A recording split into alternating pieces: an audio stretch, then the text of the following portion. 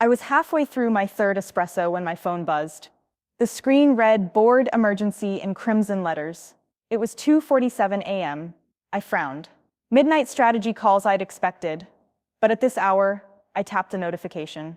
"Alex, they're closing in. Get to headquarters now." Morgan was our interim CFO. She wouldn't stir this late without reason. My pulse spiked as I threw on a blazer, grabbed my keys, and bolted out the door. The streets were empty, the neon glow of our company's sign loomed like a silent sentinel. When I reached the glass-fronted lobby 15 minutes later, a handful of security guards stood at rigid attention. They let me pass wordlessly, their silence louder than any alarm. I took the elevator to the 15th floor, where our executive boardroom sat, a cathedral of polished oak and panoramic city views. I pushed through the doors. Inside, Morgan paced next to the head of security, while three board members, Harper, Kilgore, and Diaz, sat around the oval table. Their faces were a mixture of guilt and resolve. "Alex," Morgan said without preamble, "we need to talk." My stomach twisted. "What happened?" Harper cleared his throat. "You arranged the emergency buyout during last night's trading plunge. It was brilliant. You saved the company from insolvency." I frowned.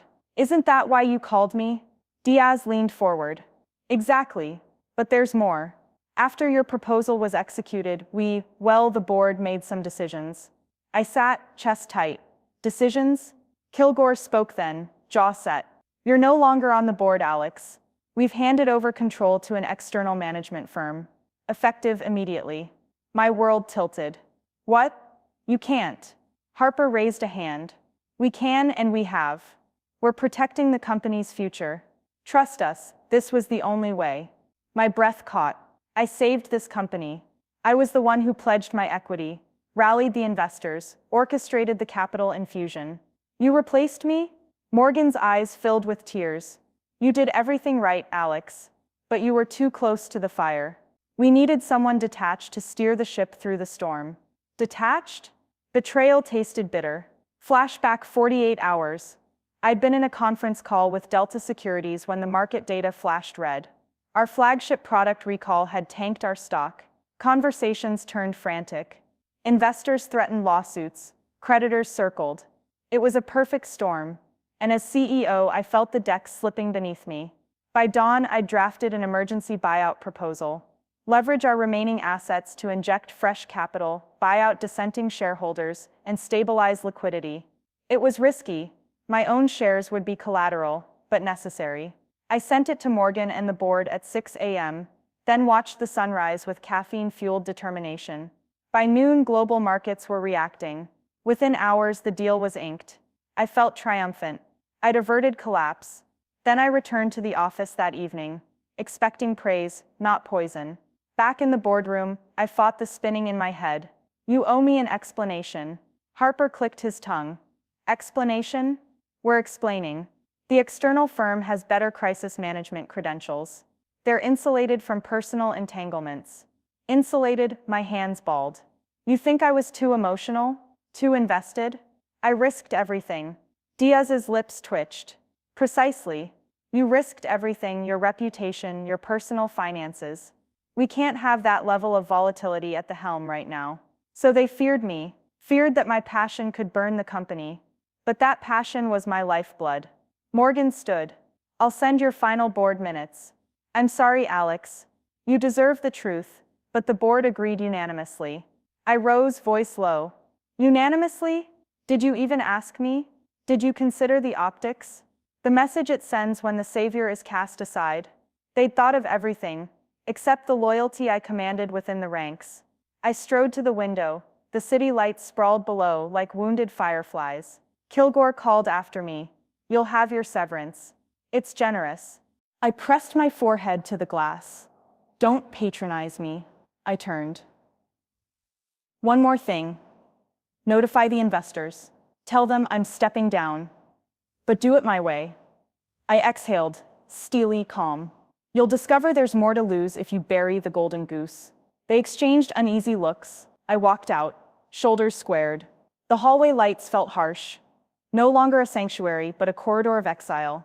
In my office, once a space of plans and dreams, I gathered my laptop and a single framed photo.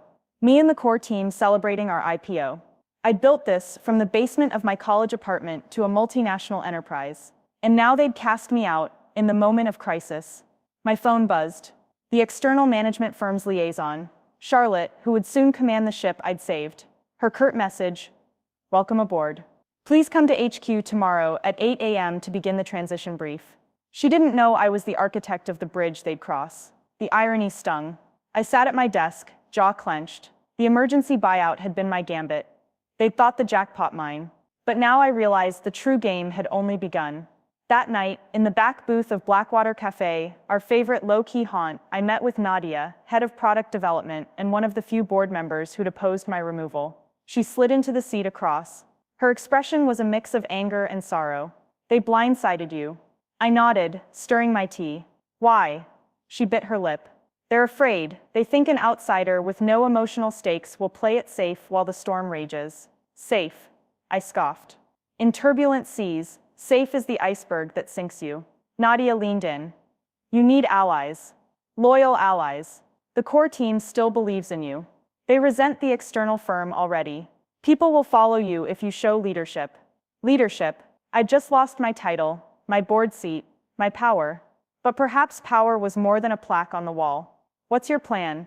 she whispered. I met her gaze. "First, I'll secure my personal position. Make sure they can't freeze my assets or enforce a non-compete. Then I'll reach out to our key investors discreetly, remind them who saved their money. After that, we'll see who holds the real cards." Her eyes glittered.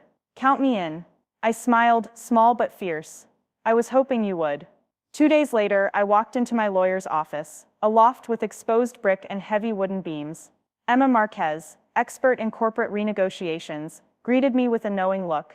"You've got a tough fight ahead," she said, pouring coffee. "Non-competes are airtight, but so are fiduciary duties. Your removal may have been legal, but if they tamper with your contracts unfairly, we'll have grounds for an injunction." I ran a fingertip around my mug. "I need breathing room. I can't plan if I'm stuck in court from dawn to dusk." Emma nodded. "I'll draft motions to freeze any retention clawbacks and challenge the sudden board changes on grounds of bad faith. Meanwhile, you must rebuild momentum. Show the market you're far from finished." Momentum. The word tasted like adrenaline. This wasn't the end, it was a pivot. I left Emma's office with a binder of legal strategies and a renewed clarity. That evening, my phone lit up with a cluster of texts. "Jamal CTO, we need you. Team is lost without direction. Stand by for a call. Priya, head of marketing. They froze my budget. If you show up, I can get it unfrozen in 48 HRS. Lee, head of sales. Investors are anxious. I've got a private roundtable next week. They want to hear from you." I sat back, the weight in my chest shifting to a potential. I opened my laptop and pulled up the floor plans of our headquarters, outlining the Emergency Operations Center. I'd envisioned months ago, but never built. I began sketching an email, not to the board, but to my inner circle. Subject, meeting at Blackwater Cafe, 7 p.m. Agenda, next steps. I paused, fingers hovering. This was it, the first move in a game of chess where I didn't yet know all the pieces. But I knew the board. I knew the crisis, and I knew myself. I clicked send and exhaled. Beyond the cafe's windows, the city glittered with possibility and reprisal. They had replaced me on the board, handed over control, assumed my influence dead in the water. But the emergency buyout I'd arranged was more than a transaction. It was my ripple in the pond. And ripples, I reminded myself, become waves. The night was just beginning. I arrived at Blackwater Cafe 10 minutes early. The warm glow inside felt like stepping into a sanctuary of plotting, lamps hanging low over wooden tables, soft jazz diffusing through the dim light.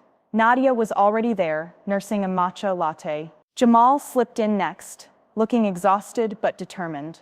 Priya and Lee filed in behind him, their faces softened by relief at seeing familiar company. I motioned them to the corner booth. As we sat, I laid out the binder from my lawyer's office. Then the roster of texts. "Thank you all for coming," I began, voice low but steady. "We're not here to mope, we're here to take back what's ours." Nadia leaned forward. "We need clarity on legal steps first." I nodded. Emma's filing motions to prevent the board from clawing back any severance or executing non-competes. We'll stall any binding clauses for at least 90 days. That gives us time to build our case that the board acted in bad faith by removing me immediately after the buyout, a maneuver designed to silence the person who orchestrated our rescue. Lee interjected, "Investors want proof you're still in control of the vision. They don't care about board games. They care about returns." "Right," I said, tapping a page. "Tonight, Priya will push a targeted social media campaign under the hashtag #FoundersVision, highlighting the original mission statements, your favorite memories from our IPO week, and teasing the emergency buyout story, how we saved the company at dawn. It's not a smear campaign, it's a narrative reclaim. We own that narrative." Priya grinned. "I've already drafted sample tweets and LinkedIn posts. We'll need employee participation, testimonials from the team on how this company saved their careers. Human stories, emotional resonance." Jamal set his cup down. "I'll have our dev team prepare a behind-the-scenes video, footage from the war room during the crisis call, emergency code commits, system stability scripts running. I have raw footage we can edit with your narrative voiceover, Alex." "Perfect," I said. "And Lee?" Lee cleared his throat. "I've arranged 2 private investor roundtables for next week, San Francisco and New York. If we deliver a concise pitch on the stabilization plan, our next product roadmap, and demonstrate our legal motions, I'm confident at least half will publicly back your leadership. We'll record their endorsements for social proof." I felt a charge. This is good. But we need one more element, a direct appeal to the external management firm. They're competent, but they lack institutional memory. If we can show that the firm Echelon Partners is reliant on my insider knowledge, they'll quietly consider a transition back, especially if the firm's contract renewal is looming in 6 months. Nadia nodded. They signed a 1-year contract with a 6-month opt-out clause. If we can prove that performance metrics have dipped since you were removed, Echelon could be incentivized to renegotiate. I flipped to a chart. Here are the last 3 months of system uptime, project velocity, and team morale surveys. Notice the slight declines, minute, but statistically significant. If we press this publicly, well, we don't need a scandal. Just enough seed of doubt that Echelon's leadership grade slips below acceptable thresholds. Management's credibility then plummets. Silence settled, everyone digesting. Then Priya raised a finger. "We should also leverage Marisol's network. She's an insider who left the board meeting torn. If we can get her voice, even anonymously, it'll add weight." I hesitated, then nodded. "I'll talk to her tomorrow under the guise of a friendly coffee. I won't push too hard, just remind her that the newsletter roundtables she organizes could feature a special segment on visionary leadership under fire, and invite me as a guest. If she says yes, it's a signal that she's still on our side." Jamal clapped his hands softly. Then it settled. "Tonight, we launch Founders Vision. Tomorrow, I prep the video. Priya, your campaign goes live by 8 a.m. Lee, those investor calls. Let's get them scheduled. Nadia, keep me posted on any leaks from the board. We move fast." I exhaled. "Exactly. I'll have the draft motions ready for internal review by midday, after which Emma will file. By the end of the week, the hashtag campaign and video will generate enough buzz that the board and Echelon will be forced to respond." We spent another hour ironing out details, timelines, talking points, backup contingencies. When we dispersed into the night, I felt the old thrill of certainty. Betrayal had brought us here, but strategy would carry us out. Wednesday morning, my phone buzzed at 7:12 a.m. The first analytics from Priya's campaign, hashtag impressions, 120,000, engagement rate, 4.2%.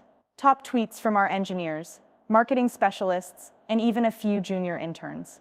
The company's Slack feed was alight with pride. I poured coffee and grinned at the momentum.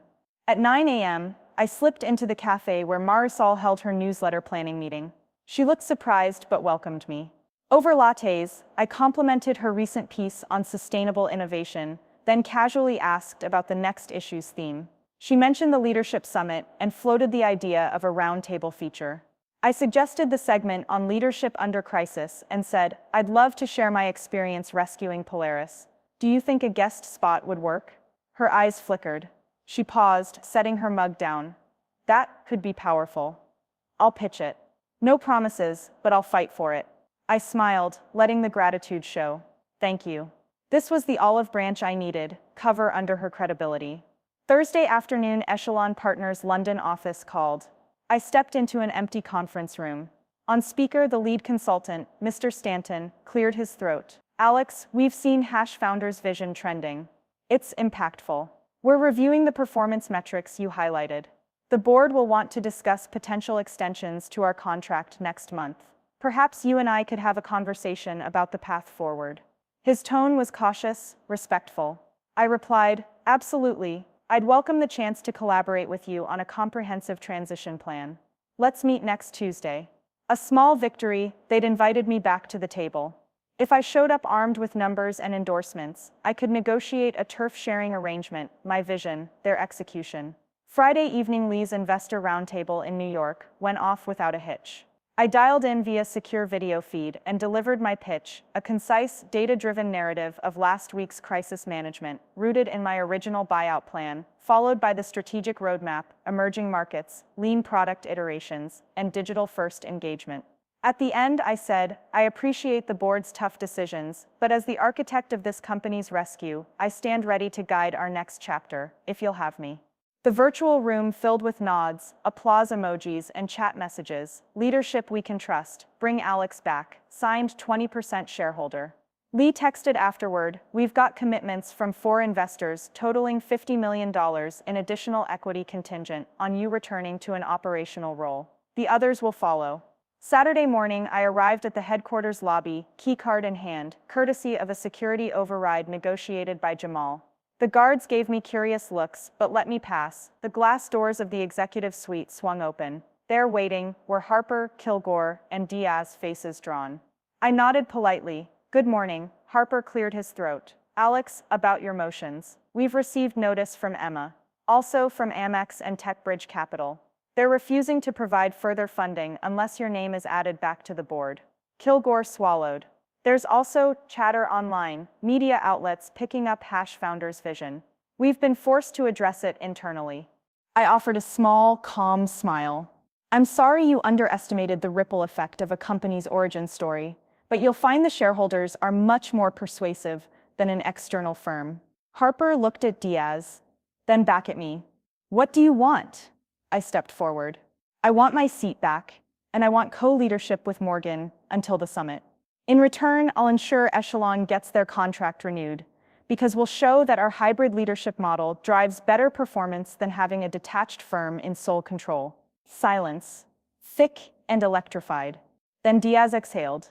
That's reasonable. We'll recommend it to the board.